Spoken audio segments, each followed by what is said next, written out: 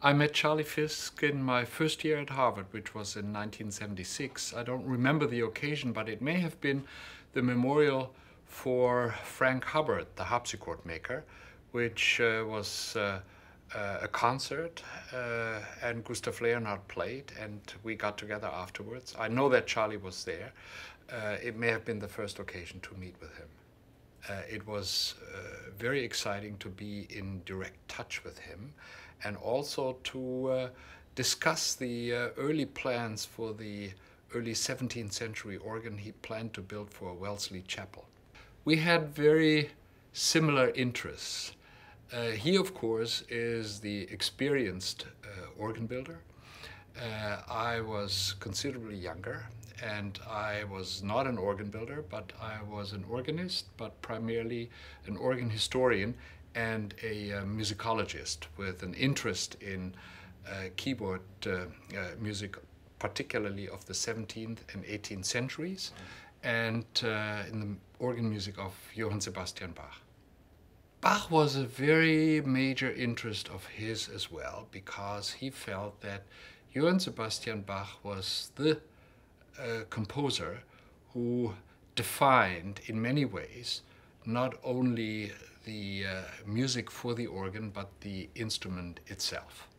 As far as the history of music is concerned, he didn't want his instruments to be limited to any particular style. He felt that the quality of the instrument was defined by a certain stylistic period, but that he wanted the instrument to be used for a broad variety of musical styles. I think it's very important that both the performer and the builder are aware of their symbiotic interrelationship. The organ builder has to be aware of the needs of the organist, and the organist has to know what the organ builder can deliver and what he can't.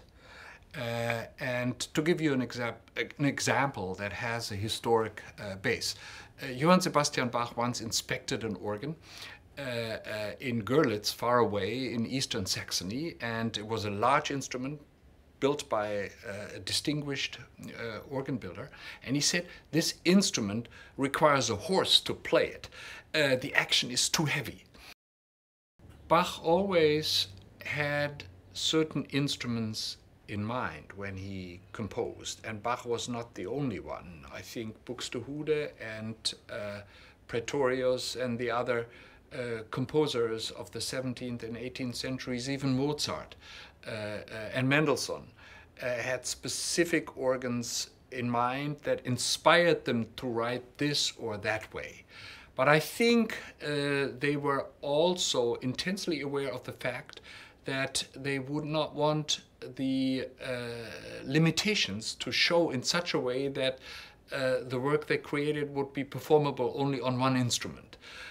So there is that kind of compromise that a certain instrument may inspire a composer to write in a specific way, but that there would be possibilities to make adjustments so that it can be performed on many different instruments.